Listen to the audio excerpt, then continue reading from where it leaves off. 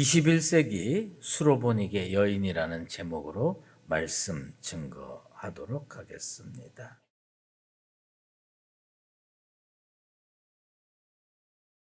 우리 수유제일교회 성도들은 사실 성경을 열심히 잘 읽는 성도들이라는 생각을 갖고 있습니다. 그래서 오늘 설교 모두에 제가 질문을 하겠습니다. 여러분 요나단이라고 아십니까? 대답이 없네. 요나단이라고 아세요? 예. 들어본 적 있지요? 요나단이 누굽니까? 그래요. 아마 대부분 성도들 머릿속에 척 떠오르는 사람은 사울 왕의 아들이며 다윗의 친구 요나단이라고 지금 그렇게 답변하셨죠. 다른 생각 있는 분. 사실은 성경에 요나단이 많이 있습니다. 여러 명이 있어요. 그런데 오늘 제가 여러분에게 말씀드리려고 하는 요나단은 사울 왕의 아들 요나단이 아닙니다. 다윗의 친구 요나단이 아니고요. 모세의 손자 요나단입니다. 모세의 손자. 사사기 18장 30절에 모세의 손자 게르솜의 아들 요나단이 나타납니다. 모세가 어떤 사람입니까? 이스라엘 백성을 종되었던 애굽에서 출애굽시킨 위대한 민족 지도자요. 여호와의 신앙을 체계적으로 정립한 선지자로 여겨지는 사람입니다. 그래서 우리는 창세기, 출애굽기, 레위기, 민수기, 신명기를 뭐라고 부르느냐? 모세오경이라고 부릅니다. 그런데 그렇게 위대한 믿음의 사람이요, 신앙의 족적을 남긴 모세의 자손들은 하나님을 잘 믿었을까? 오늘날로 얘기를 하면 아빠가 목사고 엄마가 권사고 장로님인데 그 자녀들은 예수 잘 믿을까? 손자녀들은 예수 제대로 믿을까?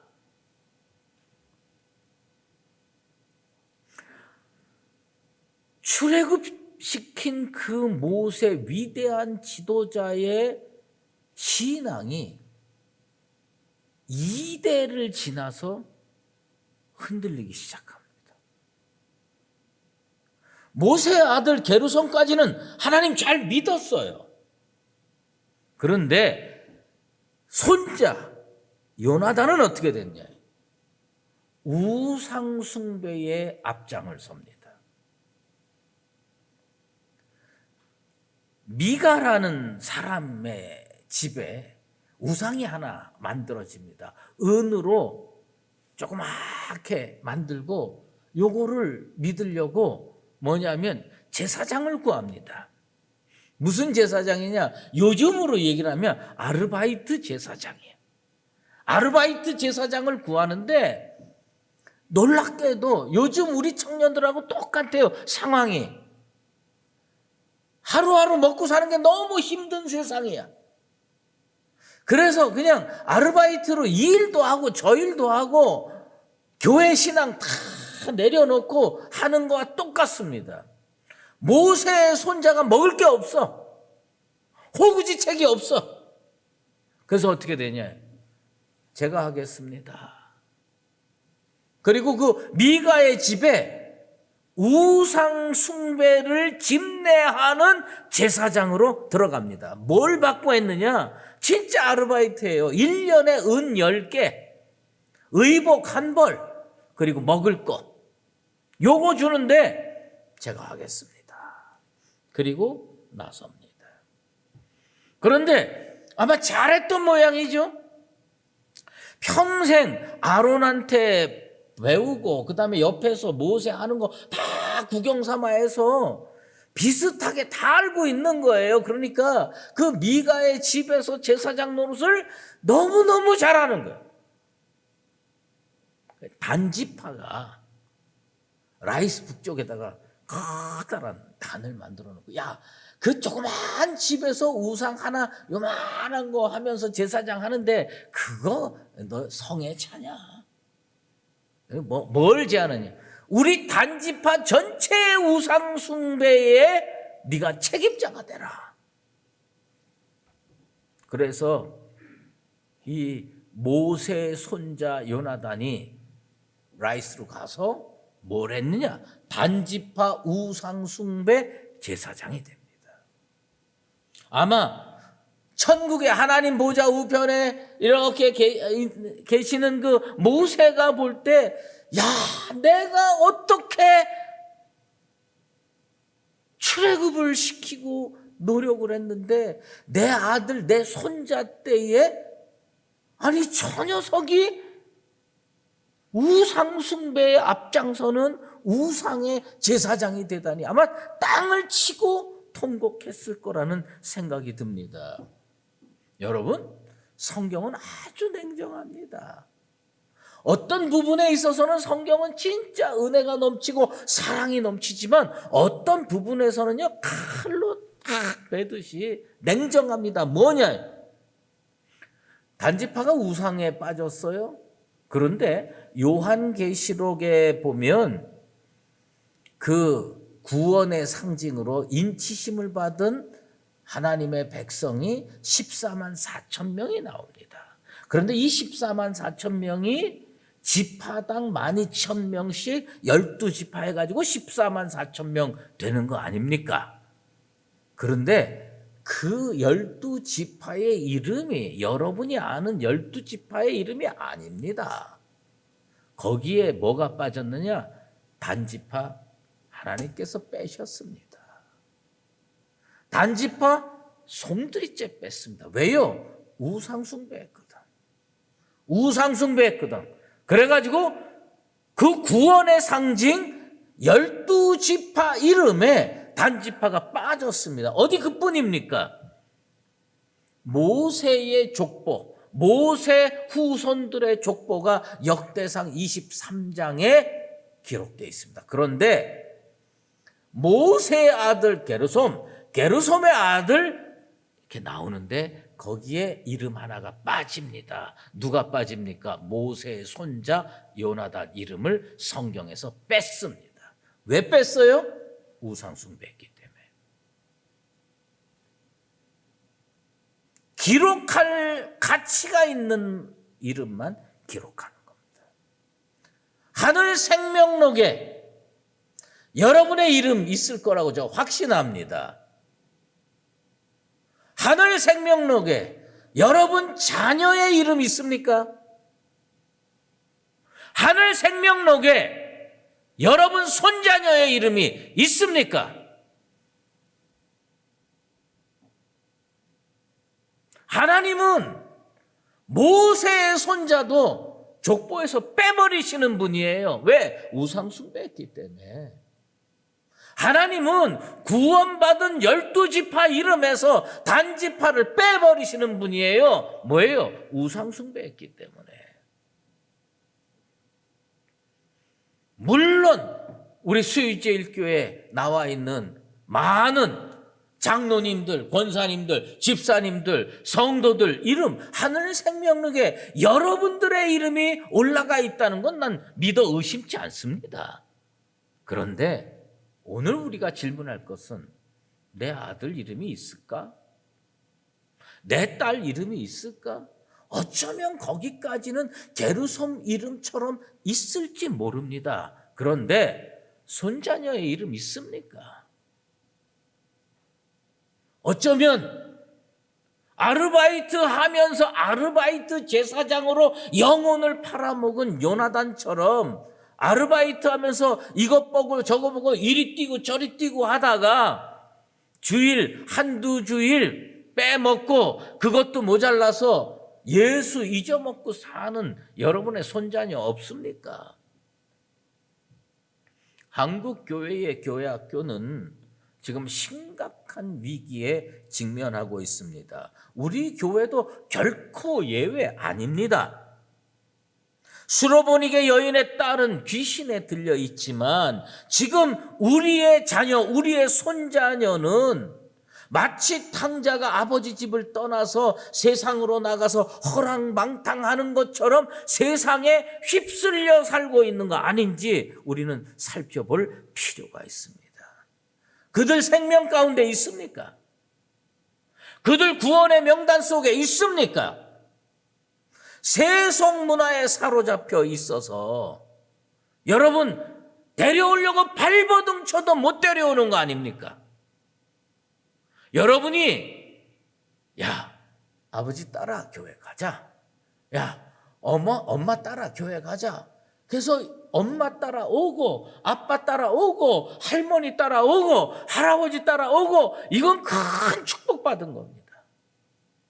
그런데 안 가. 난 아빠가 다니는 교회 안 가. 난 아빠가 믿는, 엄마가 믿는 예수 나 안 믿어. 그런 대답 들어본 적 없습니까?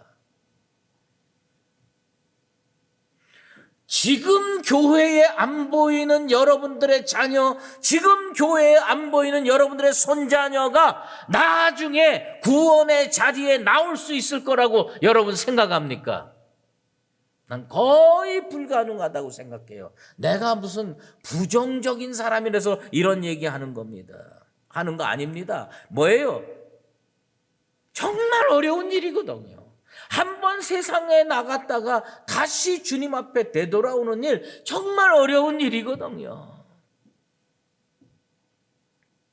더 이상 방치할 수가 없다. 더 이상 방치해서는 안 된다. 세상의 다른 교회가 어떻게 하는지 그것은 다음 문제고 우리 교회 학교만이라도 다시 살려야겠다. 이것은 어쩌면 주님께서 우리 세대에게 주신 마지막 사명일 가능성이 많습니다.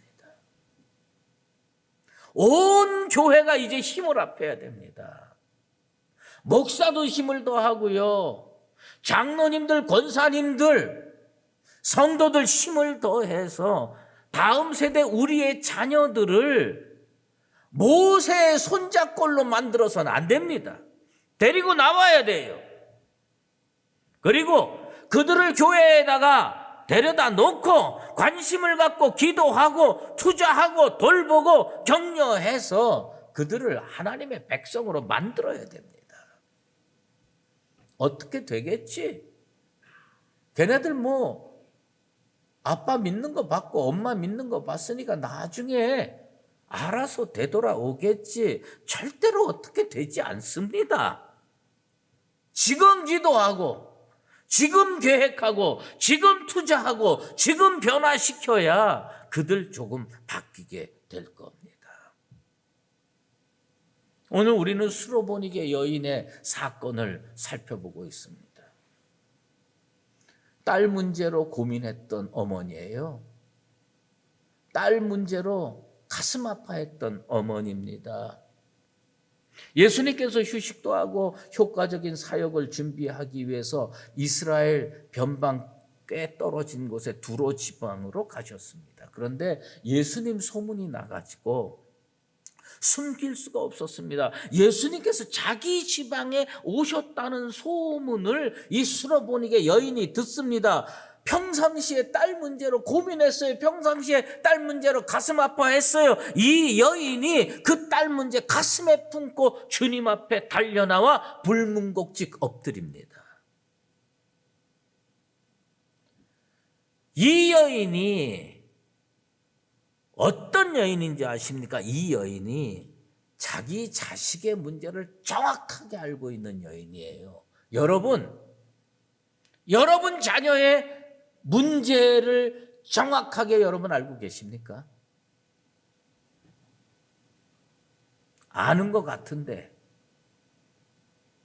나중에 얘기를 들어보면 내가 아는 그가 내 자녀의 모습이 아니야. 이럴 수 있습니다. 수로보니게 여인이 입은 기적과 은혜는 소문 듣고 예수님 앞에 나아갔던 그 행위로부터 출발합니다. 소망의 출발점은 언제나 예수님 앞에 나아가는 겁니다. 우리 교회가 예수님 앞에 나아가게 되길 바라고 이 부모들이 예수님 앞에 나아가게 되기를 주의 이름으로 축원합니다.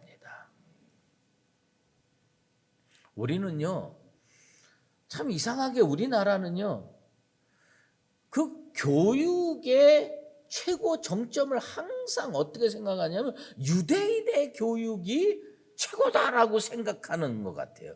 이게 전 세계적인지 우리나라만 그런지 제가 잘 모르겠습니다. 최근에 제가 산 책이 있어요. 유대인 이야기. 아직 읽지는 못했지만 700페이지인가 이렇게 돼요. 어마어마하게 두꺼워요.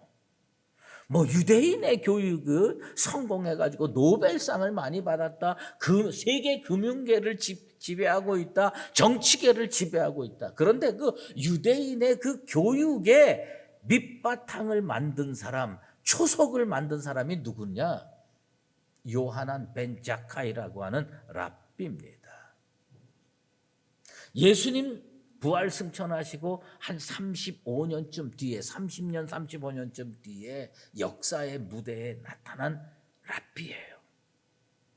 그때 AD 66년에 유대와 로마 사이에 1차 전쟁이 일어납니다. 그때 로마 장군이 베스파니아누스 장군입니다. 이 사람이 로마 병정을 끌고 예루살렘을 팽 둘러서 포위합니다. 3년을 넘게 포위합니다. 안에서 다 죽어가고. 근데 소문이 하나 밖으로 나옵니다. 위대한 랍비 요하난 벤 자카이가 흑사병 전염병에 걸려서 죽었다. 이 사람은 결심을 했습니다. 내가 나가서 이거는 꼭 가야 된대. 벤 자카이가 관 속에 누워가지고 뭐 칼로 찌르는데 그것도 뭐 다 피하고 어디가 베스파니아누스 장군 앞으로 갑니다. 그리고 장군에 가서 탁 엎드려서 뭐라고 얘기를 하냐면 우리로 얘기하면 전하 이렇게 얘기했어요. 황제이시여. 근데 이건 전설이지 사실인지는 난 모르겠습니다만 그때 그 벤 자카이가 전하 뭐 황제시여 이렇게 했는데 전령이 하나 들어와 가지고 로마 원로원에서 당신이 황제가 됐습니다. 깜짝 놀라서 왜 왔냐? 벤 자카이에게 물어봅니다. 벤 자카이가 예루살렘을 점령해도 좋습니다. 예루살렘 성을 돌 위에 돌 하나 남지 아니하고 싹 무너뜨려도 좋습니다. 그건 당신들이 할 일이고요. 제 소원 하나만 들어주십시오. 그 모든 유대인들의 존경을 받는 그 벤 자카이 랍비의 소원이 뭡니까? 자기를 황제로 예언했던 그 사람 소원이 뭡니까? 예루살렘 근처에 얌리아라고 하는 조그만 도시가 있어요. 그 얌리아라고 하는 조그만 도시에 학교 조그만 거 하나 세우게 해주세요. 학교 세워서 뭐 하게 해요? 우리 하나님 말씀 가르칠 겁니다. 거기서 우리로 얘기하면 모세오경 가르칠 겁니다. 말씀 가르칠 겁니다. 이거 별거 아니거든요. 무슨 군인 훈련 시켜달라는 것도 아니고 경제를 뭐 활성화시키겠다는 것도 아니고 정치 세력을 공고히 하겠다는 것도 아니고 그냥 뭐 조그만 학교 하나 세워가지고 거기서 애들 몇 명 가르치겠다는데 반대할 이유가 없어요. 그래서 오케이 했습니다. 그리고 베스파니아누스는 로마 황제로 갔고 그 아들이 진짜 예루살렘 돌 위에 돌 하나 남기지 아니고 싹 허물었습니다. 그리고 아버지의 약속을 지킵니다. 얌리아의 예시바라고 하는 조그만 말씀 학교 하나 세웁니다. 그게 오늘 유대인을 만듭니다. 그게 오늘 우리가 그토록 부러워하는 유대의 교육 철학들이 거기서 나오는 겁니다. 소멸할 민족이 어디서부터 살아나기 시작했느냐? 그 학교에서 신앙교육 받고 살아나기 시작하고 지금은 전 세계를 쥐락펴락하는 유대인이 됐습니다. 주님은 오늘 우리에게 질문합니다. 너는 너의 자녀에게 문제가 있다고 생각하느냐? 있다면 무엇이 문제라고 생각하느냐? 오늘날 어머니들은 수로보니게 여인처럼 자녀의 문제를 잘 알고 있다고 생각을 하는 것 같아요. 그런데 그들이 마음속에 교회에 나오는 어머니들, 교회에 나오는 아버지들조차 어떻게 생각하냐? 세상에서 잘 되면 된다. 나는 세상에서 잘못되라는 말씀을 하는 게 아닙니다. 구원은 나중에 받아도 되고 천국은 지금 당장 해결해야 할 문제가 아니지 않느냐. 지금 아주 해결해야 될 문제는 어느 어린이집에 내 자녀를 보내야 되느냐, 어느 영어 학원에 보내야 내 자녀가 나중에 좋은 대학 갈 수 있느냐. 세상적인 문제에 대해서는 정말 사생결단하고 골몰하지만 그 어린 자녀의 영적 문제에 대해서는 아주 쿨합니다. 제가 도고를 합니다. 기도 제목 받아가지고 기도합니다. 기도하는데 자녀의 대학 진학 문제, 자녀의 직장 취직 문제, 이런 것은 정말 많이 들어오는데, 하나님, 내 아들, 내 딸을 구원의 반열에 세워주십시오. 그 영혼을 하나님께서 책임져 주시옵소서라는 기도 제목을 아직까지 받은 적이 없습니다.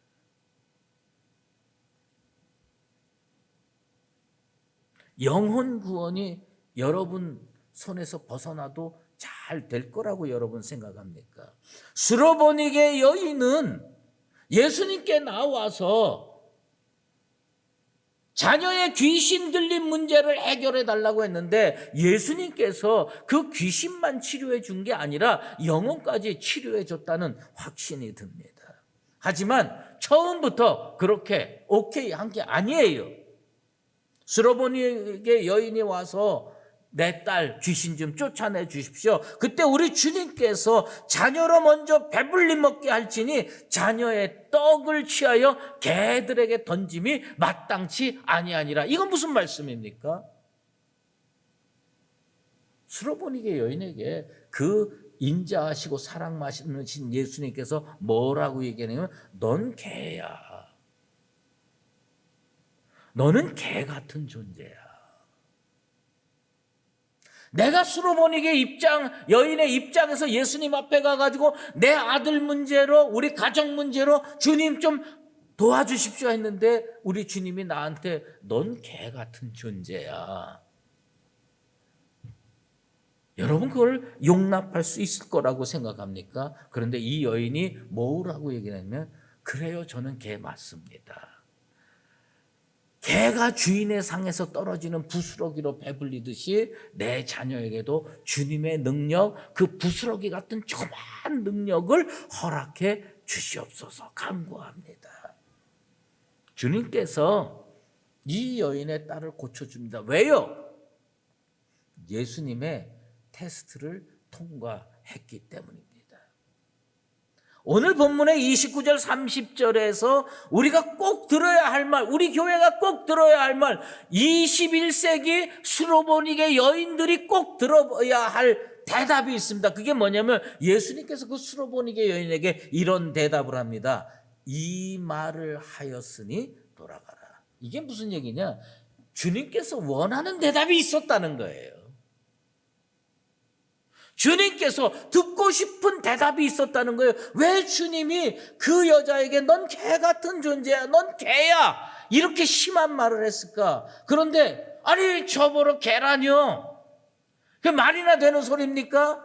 그게 하나님의 아들이 할 말입니까? 이렇게 따지지 않았어요. 그리고 그래요, 저는 개 맞습니다. 개 맞는데 개도 주인의 사랑에서 떨어지는 그 부스러기로 먹고 살지 않습니까? 그러니 내 딸도 주님의 능력에 부스러기 같은 걸로 치료해 주십시오. 우리 주님이요, 은혜를 받을 만한 가치가 있구나. 믿음이 있구나. 내 믿음이 너를 구원하였느니라. 우리 주님께서 뭘 얘기냐? 이 말을 하였으니 돌아가라. 오늘 우리가 이 하나님의 전에 나와서 꼭 들어야 할 예수님의 응답이 뭐냐? 이 말을 하였으니 네 가정으로 돌아가라. 이 말을 하였으니 내 직장으로 돌아가라. 이 말을 하였으니 너의 인생의 문제 그쪽으로 되돌아가라. 우리 주님께서요, 귀신 들린 그 여자아이를 치료해 주시고 침상에 눕힌 거, 그거 엄마가 가서 보니까 그대로 됐습니다. 아브라함을 기억하십니까? 어느 날 하나님께서 아브라함에게 진짜 기가 막힌 명령을 했습니다. 100세에 태어난 그 아들을 우리 하나님께서 뭐냐? 바치라. 모리아 산에 가서 바치라. 아브라함이 갑니다. 칼을 들어서 아들을 치려고 합니다. 그럴 때 하나님의 사자가 됐다. 그런데 이 사건에 창세기 22장 1절에 이런 말씀이 있습니다. 하나님이 아브라함을 시험하시려고. 하나님께서 그렇게 어마어마한 명령을 내린 거, 그건 뭐냐? 하나님이 시험하셨다는 겁니다. 그런데 아브라함이 칼 들고 그 아들 죽이려고 하자 사자가 나타나서 멈추게 하고 이런 말을 합니다. 이제야 내가 하나님을 경외하는 줄을 아노라. 이제야 내가 하나님을 경외하는 줄 알라. 아브라함이 그 시험 통과해가지고 자손도 살고 축복도 받고 은혜가 넘쳐서 믿음의 조상이 될 수가 있는 겁니다. 나는 우리 주님 앞에 우리 교회가 이 테스트를 통과하기를 원합니다. 우리 성도들이 이 테스트를 통과하게 되기를 주의 이름으로 축원합니다. 현재 한국에서 예수 믿는 청소년들의 비율이 몇 % 정도 될 거라고 봅니까? 이 코로나 이후는 통계를 못 잡더라고요. 그러니까 코로나 사태 벌어지기 직전에 제가 참고한 자료에 의하면 청소년 100명이면 예수 믿는 청소년이 4.3%랍니다. 그리고 예수 믿는 청년은 3.9%랍니다. 우리가 어렸을 때 초등학교 다니고 중학교 다니고 고등학교 다닐 때 한 반에 적어도 60명, 65명 이렇게 있었어요. 거기 그때의 5%하고 지금의 5%는 의미가 다릅니다. 지금은요, 한 반에 20명 이하도 있고요, 20명 정도 있는 반들이 있어요. 근데 거기에 5%면 한 명인 거예요. 그러면 4.3%는 한 명이 채 안 되는 거예요. 왜 요즘 애들은 전도 안 하는가? 온통 주변이 학교 폭력도 있고 험악한데 나 예수 믿는다라고 과감히 자기를 드러낼 수 있는 아이들이 그렇게 많지 않습니다. 선교 용어에 미전도 종족이라는 용어가 있습니다. 미전도 종족은 그 민족 가운데 예수 믿는 사람이 5% 이내일 때 우리는 뭐라고 부르느냐? 미전도 종족이라고 합니다. 왜 5% 이내가 문제가 되느냐? 5% 이내가 되면요, 자기네들이 힘 앞에서 공동체를 결성할 힘이 없는 거예요. 자기네들이 교회 만들 힘이 없는 거예요. 우리 청소년들, 우리 청년들이 4.3%, 3.9%의 의미가 뭐냐? 야, 우리 힘 앞에서 교회 하나 만들자. 우리 힘 앞에서 예수 잘 믿는 청년들 이 그룹 하나 만들자. 이거 어렵다는 겁니다.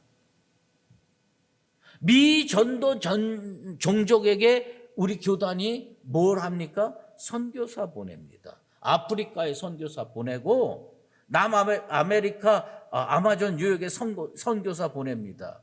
정말 훈련 잘 받고 능력 있고 탁월한 하나님의 종들이 아프리카로 가고요. 아마존 뉴욕으로 갑니다. 근데 이거 방향 바꿔야 됩니다. 거기만 미전도 종족이 아니에요. 내 자녀들이 있는 학교가 미전도 종족이에요. 대학 캠퍼스에 예전에는 CCC니 내비게이터니 이런 게 얼마나 많은지 몰라요. 근데 지금은 그거 유지하기 어렵습니다. 철수한 선교단체가 얼마나 많은지 모릅니다. 오히려 이단 앞제비들이 훨씬 더 많습니다. 대학이 미전도 종족으로 가득 차 있습니다. 선교사 거기에다가 보내야 됩니다. 이 땅에 사는 다음 세대들이 자기가 알아서 우리 예수 잘 믿어보자 하고 공동체 만들 능력이 없어요. 주님 앞에 나올 수 없는 게 분명해요. 그러면 먼저 믿은 부모들이 자녀의 생명을 위해서 눈물로 기도해야 됩니다. 그들의 손을 잡고 다시 주님 앞으로 나와야 됩니다. 여러분들의 자녀, 아이고 우리 수유제일교회 교육관 그거 형편없는데 그거 데리고 나가서 제대로 교육시킬 수 있을까? 그런 생각하면 안 됩니다. 여러분, 이만한 교육시설도 없어요, 별로 세상에. 그리고 우리 교회가 투자하기로 작심하고 있고 우리 전도사님들 훌륭하고 우리 부장님들, 부감님들, 교사님들 내가 가까이 가서 보면 정말 사명감이 투철한 분들 많습니다. 여러분들의 자녀 멀다고 안 데리고 오는 거 여러분의 자유죠. 그러면 한국교회 교회학교 무너지는 거 입 밖에 내지 마십시오. 내 자녀부터 데리고 나와야 돼. 내 손자녀부터 데리고 나와야 돼. 수로보니게 여인은요, 딸 주님 앞에 못 데리고 나왔어요. 귀신 들렸으니까. 근데 내 말씀 묵상하면서 주님께서 이걸 다시 생각나게 하더라고. 중풍병자 주님 앞에 나올 때 친구 넷이서 침상에 뉘어가지고 데려가서 지붕 뜯어내고 예수님 앞에 데려왔잖아요. 그리고 병 치료받고 구원 얻었잖아요. 우리가 교육적 네트워킹을 형성해야 돼. 그래서 담임 목사가 한 귀퉁이 잡고 교육전도사가 침상 한 귀퉁이 잡고 부장 그리고 선생님들이 한 귀퉁이 잡고 부모님들이 한 귀퉁이 잡고 우리의 자녀들 그 침상에 뉘어서 주님 앞으로 데리고 나와야 됩니다. 저는요 그 말씀 읽으면서 그 생각했어요. 교회 지붕이라도 뜯어내야 되는구나. 교회 지붕이라도 뜯어내서 우리의 자녀들을 주님 앞에 데려와야 되는구나. 교회 학교가 제대로 안 된다고 탄식하지 마시고 내 자녀부터 데리고 나오세요. 우리가 책임져서 그 자녀들 구원의 자리로 예수님 앞으로 인도할 겁니다. 난 우리 교회 부장님들 믿어요. 우리 선생님들 나는 믿습니다. 특별히 우리 교역자들 제가 정말 심혈을 기울여서 면접 보고 데리고 온 분들입니다. 난 이분들 믿습니다. 여러분 세상에 끌고 다니지 마시고요. 세속 문화에 젖어들어서 나중에 손 붙들고 나오려고 해도 못 나오는 그런 자녀 만들지 마시고 데리고 나오세요. 저희 책임집니다. 여러분들의 자녀가 나오면 지금부터 10%, 20%, 30%, 50%, 100% 교회는 더 투자할 겁니다. 내가 주님으로부터 받은 마지막 사명이 뭐냐? 나 두 가지라고 봐요. 하나는 우리 성도들이 기거할 수 있는 그런 예배당 하나 만드는 거. 또 하나는 우리 자녀들 구원의 반열에 든든히 세우는 거. 유대인들의 교육 너무 부러워할 거 없습니다. 주님 앞에 나와서 은혜 받으면 그들이 유대인 교육 받은 것보다 예수 교육 받아가지고 더 큰 인물이 될 줄로 믿습니다. 봄에 씨를 뿌리지 않은 인생들이 어찌 가을 들판에 황금 들녘을 상상할 수 있겠습니까?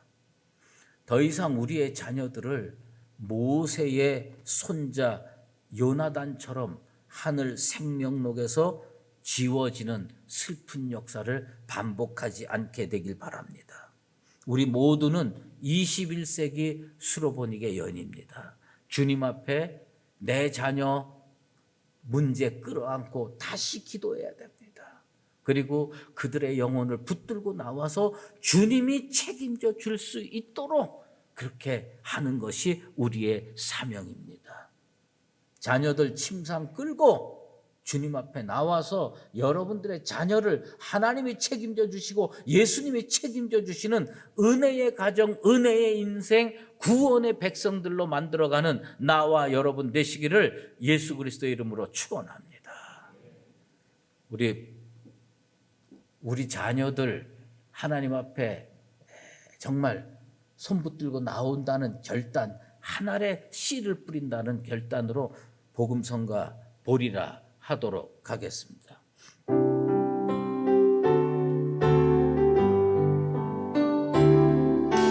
우리 오늘 눈물로 하늘에 씨앗을 심는다. 꿈꿀 수 없어 무너진 가슴에 저들의 푸른 꿈 다시 돋아나도록 우리 함께 땀 흘려 소망의 길을 만든다. 내일로 가는 길을 찾지 못했던 저들 노래하며 달려갈 그 길, 그날에 우리 보리라. 새벽 이슬 같은 저들 일어나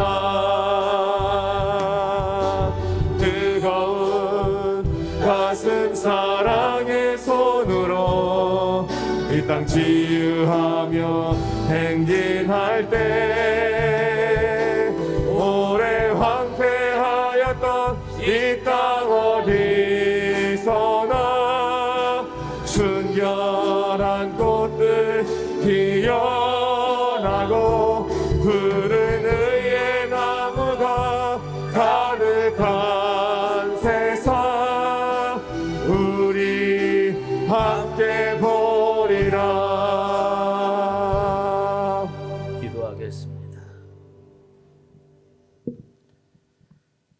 복음의 불모지 미전도 종족들인 아프리카 지역에 선교사 가는 것은 너무나도 당연하게 생각하면서 우리의 자손들이 그런 영적 불모지에 놓여 있다는 것을 깨우치지 못한 우리들을, 이 어리석음을 주님 용서하여 주시옵소서. 다시 깨우치게 하시고 내가 선교사로 내 자녀에게 다가가고 우리들이 침상 내 귀퉁이를 붙잡고 그 죽어가는 영혼들을 주님 품 안으로 데리고 들어오는 역사가 다시 일어나게 도와 주시옵소서. 교회 지붕이 뭘 대단하다고 그거 못 듣고 그 영혼들을 주님 앞에 끌어들이지 못하는 이런 어리석음을 내려놓게 하시고 지붕이라도 뜯고 기둥이라도 뜯어서 하나님의 자녀들을 믿음의 반석 위에 세울 줄 아는 먼저 믿은 우리들 되게 도와 주시옵소서. 21세기 스로보니게 여인은 자녀의 문제를 가지고 주님 앞에 다가오는 사람들입니다. 우리 모두가 그 스로보니게 여인의 믿음을 본받아서 주님 앞에 이 말을 하였으니 이제 가라, 집으로 가라, 자녀에게로 가라, 그런 응답을 들을 수 있는 우리 교회와 모든 성도, 가정 인생 되게 도와 주시옵소서. 예수 그리스도의 이름으로 기도드리옵나이다. 아멘. 이제는 우리 주 예수 그리스도의 은혜와 하나님 아버지의 극진하신 사랑하심과 성령의 인도하시고 교통하심이 오늘 21세기 스로보니게 여인으로 자신을 생각하며 자녀의 문제를 가지고 영혼의 문제를 가지고 주님 앞에 나와서 구원과 은총을 이루어내며 가문을 하나님의 은혜로운 가문으로 만들어가기를 작정하는 사랑하는 수유제일교회 모든 믿음의 권속들과 저들의 가정과 우리 자녀들 위해 이제로 영원히 함께 계시옵기를 간절히 축원하옵나이다. 아멘.